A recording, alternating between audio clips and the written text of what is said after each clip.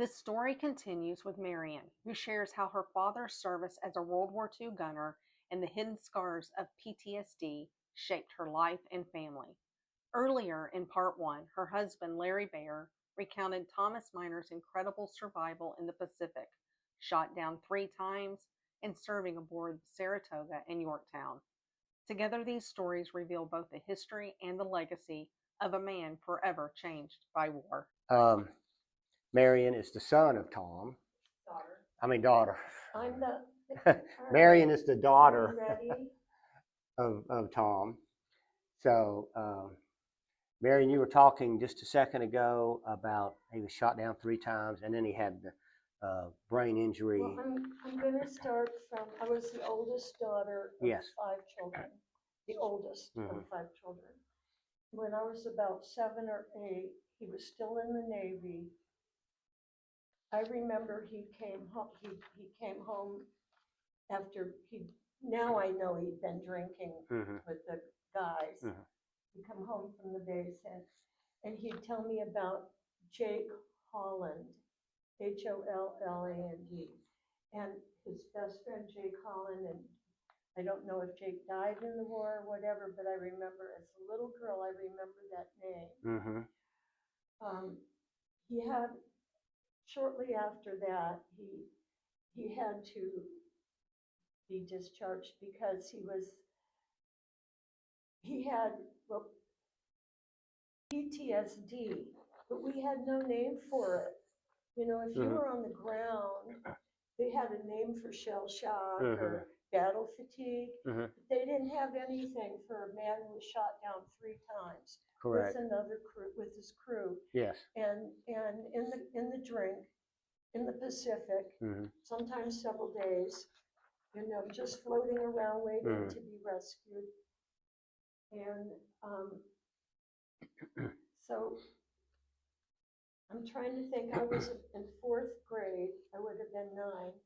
So I was in 4th grade or 5th grade, and we had moved all over.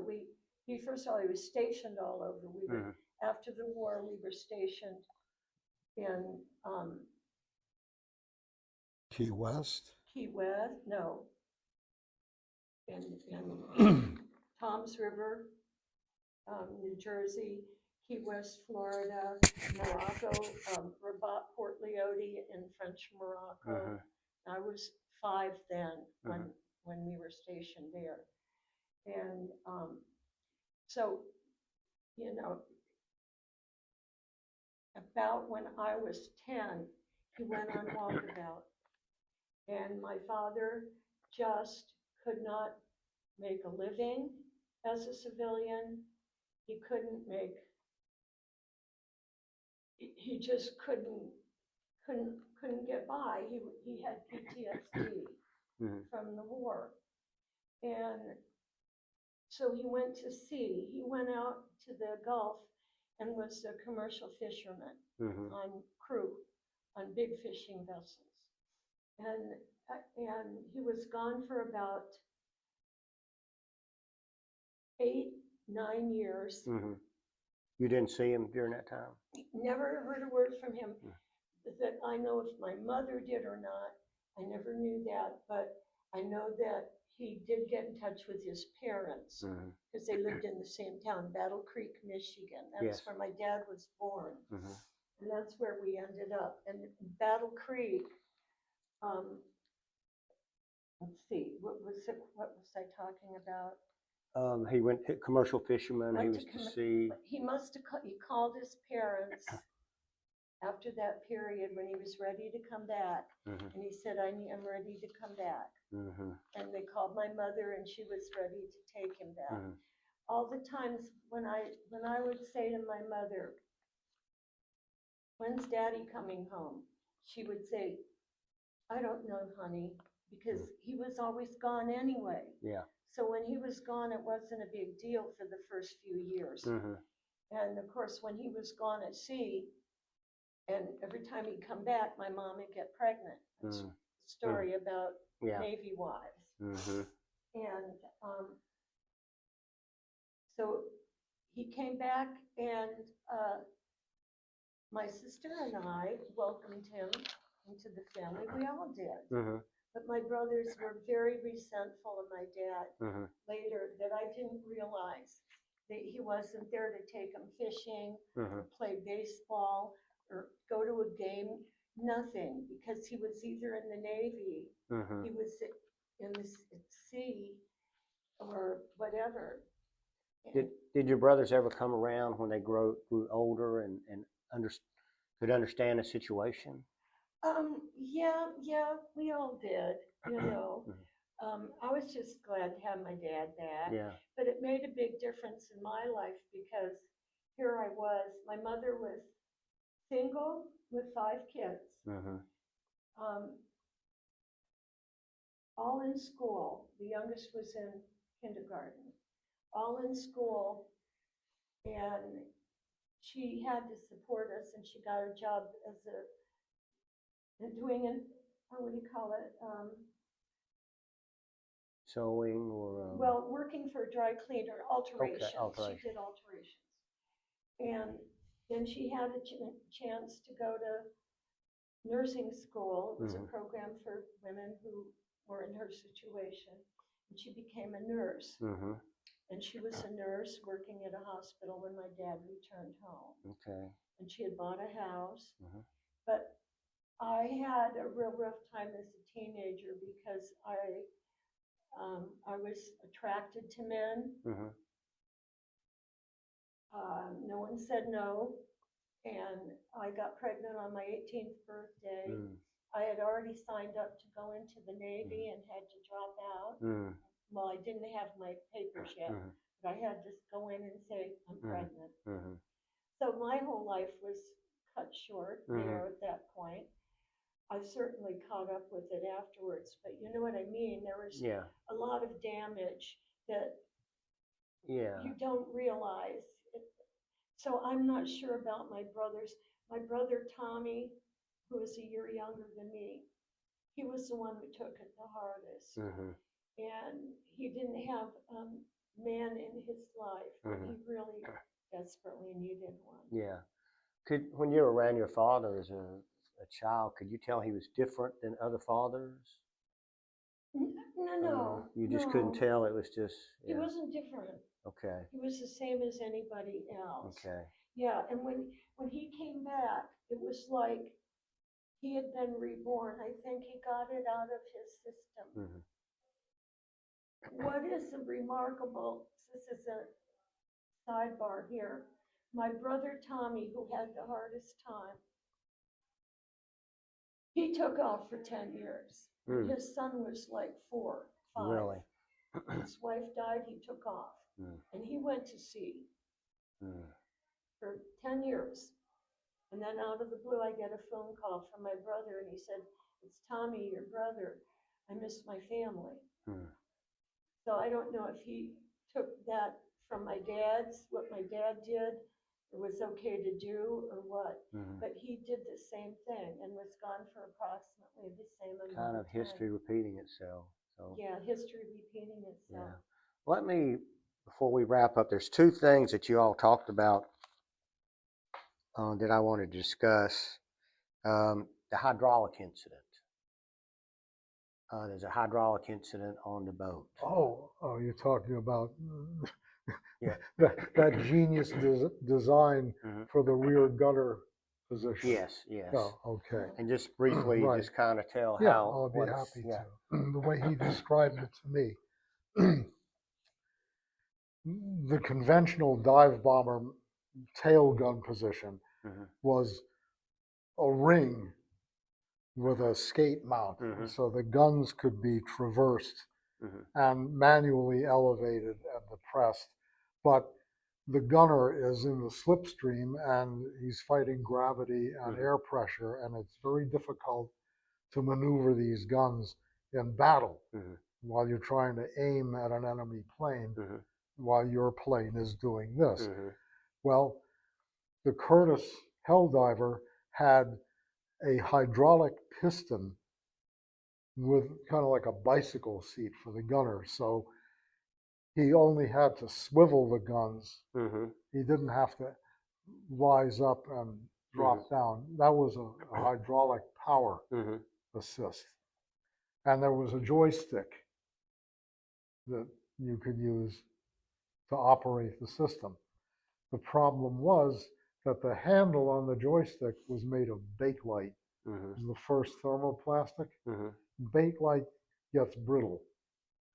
And if you use too much pressure, or if you yank it too hard, it could snap off, which is exactly what happened. And the hydraulic fluid that was powering this piston came out in a geyser and hit him in the face. So now he's blind, and he's got no hydraulic fluid. And the way the system was designed, it was in series rather than parallel. So any break anywhere in the system, and the whole system just goes flat. So now they're coming back to the carrier, and they got no landing gear.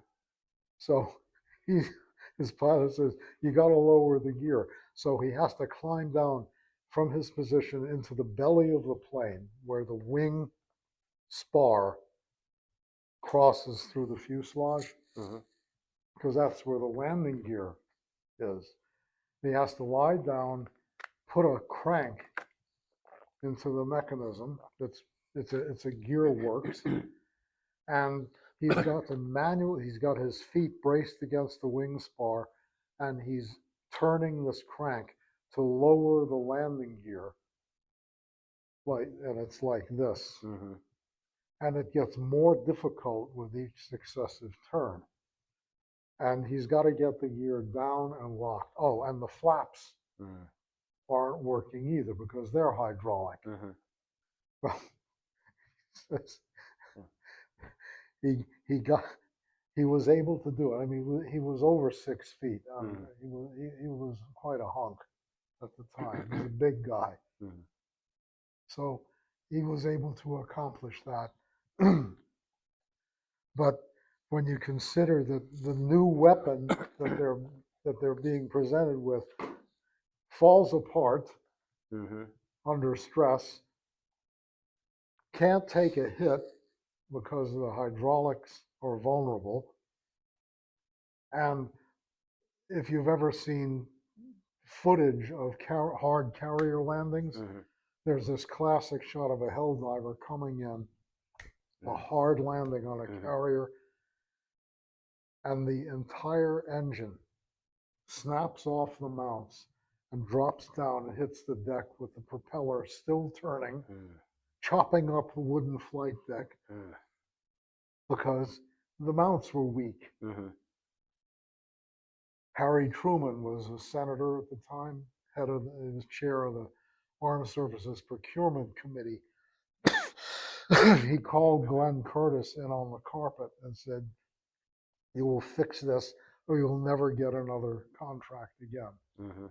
And as it turns out, when's the last time you heard of Curtis Aviation? Yeah, I haven't. Yep. They subsided beneath the waves and went into oblivion because their designs were, and they were like the premier provider of military aircraft before the war. By the end of the war, they were like sidelined because they're. Well, I've got one more question, and I don't know whether this would be addressed to Marion or you or both, but tell us about the USS Franklin. Okay. And the USS Franklin. Right. Now, that was another Essex-class carrier, CV-13. And how Tom missed being on there. This is what I remember him telling me. When he recovered from one of his wounds after being rescued, air groups were rotated among carriers because a carrier would have to go back into harbor for repairs and upgrades, and they would be transferred to another carrier. Well, the Franklin was number 13, an unlucky number.